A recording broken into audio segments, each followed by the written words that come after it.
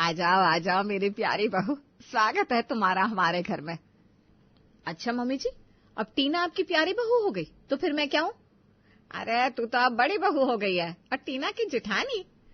तुझे अब प्यारी नहीं सयानी होना चाहिए। सयानी तो मैं बचपन से हूँ। अरे आप लोग भी क्या आपस में बातों में लग गई हो? मेरी पत्नी का स्वागत करो ना अच्छी तरीके से। देख रही हो मम्मी जी, देवर जी तो अभी से जोरू का गुलाम बनने को तैयार है। वो तो सही कह रहा है, दहलीज पर खड़े होके बातें बना रही हो, ये नहीं कि बेचारी बहू को बिठाओ, थक गई होगी वो। हाँ ठीक है, आओ बहू बैठो। टीना लव से शादी करके मिश्रा परिवार में छोटी बहू बनकर आई थी। लव के परिवार में उसकी माँ जमुना, पिता राधे श्याम, बड़ा भाई राजीव और भाभी उन्नति थे। टीना ने जब लव के घर को सही से देखा तो उसके तो होश ही उड़ गए, क्योंकि वो घर बहुत बड़ा था। आपका घर तो बहुत बड़ा है। हाँ, ये हमारा पुश्तैनी मकान है, इसमें 20 कमरे हैं। तो इसे मकान क्यों कहते हैं? इसे तो हवेली या कोठी कहना चाहिए। अरे ये सब छोड़ो, आओ हम लोग प्यार भरी बातें करते हैं। तो अब तक जो बातें हो रही थी वो क्या थी? बोरियत की बातें? नहीं, वो तो ट्रेलर था, अब असली फिल्म शुरू होगी। जैसे ही दोनों मुस्कुराते हुए आगे बढ़े, पर टीना की हंसी अचानक एक अजीब सी बेचैनी में बदल गई। उसने पसीना पोंछा और आंखें सिकुड़कर पंखे की ओर देखा। अरे ये क्या इतनी गर्मी? पंखा गर्म हवा फेंक रहा है, जरा एसी ऑन कर दो ना। एसी?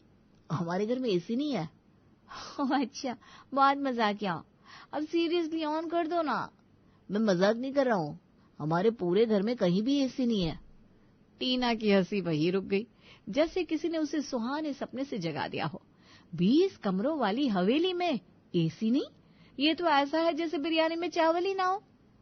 इतना बड़ा घर, इतने सारे कमरे, लेकिन एक एसी तक नहीं। कहीं लव कोई सीक्रेट साधु सन्यासी तो नहीं? खैर, पहली रात थी, नई नवेली बहू कुछ कह नहीं सकी। किसी तरह वो गर्मी से लड़ते हुए सो गई। अगली सुबह वो जल्दी उठ गई और अपने कामों में जुट गई। उसने जल्दी जल्दी नाश्ता तैयार किया, फिर सबको परोसने लगी, मगर उसका दिमाग सिर्फ एक चीज में लगा था, एसी। वाह टीना, बड़ा अच्छा नाश्ता बनाया तुमने। आज तो तुमसे जलन हो रही है मुझे। अरे नहीं दीदी, आप तो प्रो है, मैं तो बस सीख रही हूँ। उन्नति कुछ और कहती उससे पहले ही टीना बोल पड़ी। अच्छा दीदी, जरा मुझे आपका कमरा देखना है, देख सकती हूँ? हाँ क्यों नहीं। दोनों उन्नति के कमरे में पहुंची। टीना की नजरें चारों ओर देखने लगी, पर वहां भी एसी का नामो निशान नहीं था। ओह नो, यहाँ भी सिर्फ पंखा। भाभी जी, आपके कमरे में भी एसी नहीं है? अरे बहन, इस घर में कहीं भी एसी नहीं है, मम्मी जी को पसंद नहीं है ना। ओह ऐसा क्या? अब टीना जैसे जासूस बन गई। वो बारी बारी हर कमरे में गई, अपनी सास के, स्टोर रूम, पूजा घर, और हर बार उसे मिला बस वही गरम हवा उगलता पंखा। आखिरकार टीना से रहा नहीं गया। वो जमुना के पास पहुंची और सीधे मुद्दे पर आ गई। मम्मी जी, क्या आपको नहीं लगता कि हमारे घर में एक तो एसी होने चाहिए? इतने बड़े घर में गर्मी तो बहुत लगती है। हाय दैया, तूने ये क्या बोल दिया बहू? एसी? ये शब्द हमारे घर में वर्जित है। सबसे पहली बात, एसी की आदत बहुत खराब होती है, फिर आदमी बाहर निकले तो चक्कर खा जाए। और दूसरी बात, मैं पर्यावरण का बहुत ध्यान रखती हूँ। लेकिन मम्मी जी, कभी कभी तो जरूरत को सीमित रखो बहू। हम लोग भी बिना एसी के जीते हैं, क्या हम इंसान नहीं है? टीना बस हाँ मम्मी जी कहकर चुप हो गई। पर जब दोपहर का खाना बनाने का टाइम आया तो अंदर ही अंदर उसका दिमाग गरम तवे पर रोटी जैसा सिकने लगा, क्योंकि किचन में बहुत ज्यादा गर्मी थी। वो पसीने से नहा रही थी। दीदी, आपको इस गर्मी में काम करते वक्त तकलीफ नहीं होती क्या? मेरे मायके में तो किचन में भी एसी था।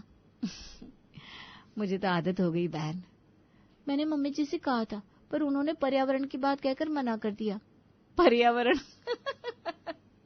असली बात बिजली के बिल की है बहन। यहाँ पंखा भी 2 घंटे में बंद कर दिया जाता है। बिल देखकर मम्मी जी को बुखार आ जाता है। अब टीना सब समझ गई थी। लड़ाई एसी और पर्यावरण की नहीं थी, लड़ाई थी बिजली बिल और जमुना की कंजूसी की। उसका चेहरा जैसे तपते तवे पर रखी रोटी की तरह सिकता जा रहा था। उसे इस घर में अब बस एक ही चीज चाहिए थी, एसी। चाहे कुछ भी हो जाए, चाहे कोई हड़ताल हो, बिजली कटे या भूचाल आए, अब उसे एसी चाहिए, मतलब चाहिए। मम्मी जी, कम से कम एक एसी तो लगवा दीजिए, सिर्फ हॉल में, ताकि जब सब इकट्ठा हो तो थोड़ा आराम तो मिले। अरे बहू, मैं इतना बिजली का बिल नहीं भर सकती। आज एक लगवाओगी, कल हर कमरे में मांगोगी। नहीं मांगूंगी कसम से, सिर्फ एक एसी हॉल में, बाकी कहीं नहीं। ना भाई ना, मैं नहीं लगवाने वाली, तू चाहे कुछ भी बोल। टीना की उम्मीदों पर जैसे गर्म पानी उड़ेल दिया गया हो। वो बुझे मन से किचन में आई, जहां उन्नति प्याज काट रही थी। मम्मी जी से फिर बात की?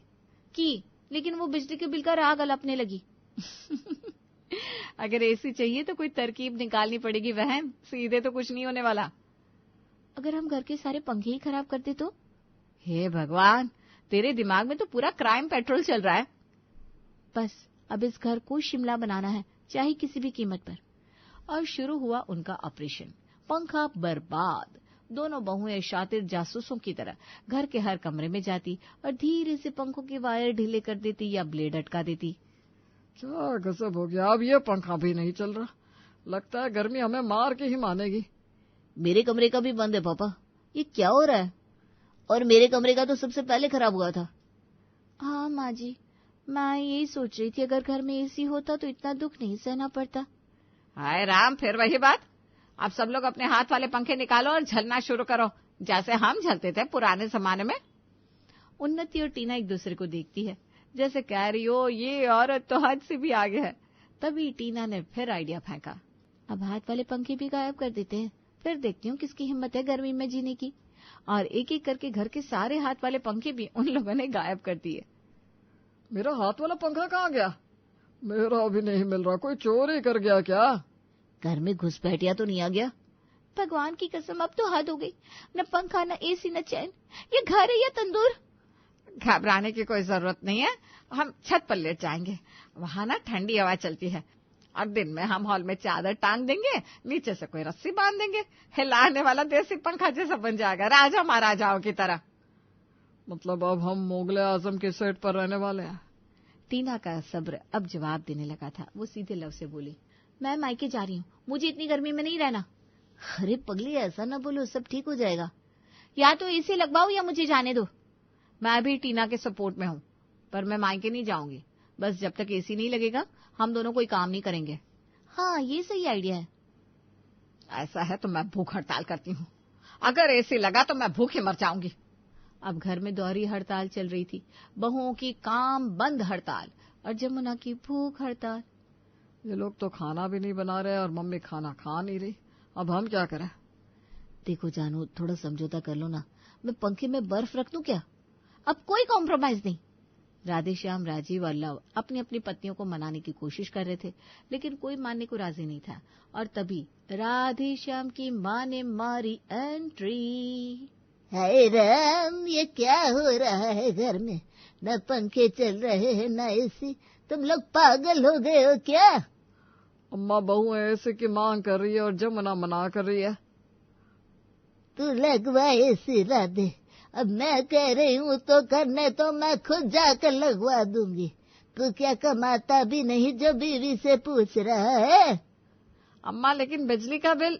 अरे बिल मेरा और तेरा बेटा भरेगा, तू कहाँ कमा कर ला रही है जो इतनी कंजूसी दिखा रही है? अब तो जैसे फैसले की मुहर लग गई थी और उसी दिन हॉल में एक चमचमाता हुआ एसी लग गया। हे भगवान, अब लग रहा है कि मैं जीवित प्राणी हूँ। अब घर नहीं स्वर्ग लग रहा है। आहा, जीवन सफल हो गया। और सबसे ज्यादा जो एसी के सामने बैठकर मजे कर रही थी वो थी जमुना देवी। अरे वाह, ये तो बहुत अच्छा है, अब तो मैं कहूंगी 2 और लगवा लो। तेरी कंजूसी को भी एसी ने निकाल दिया। और इस तरह 20 कमरों के उस गरम गरम ससुराल में ठंडी हवाएं बहने लगी।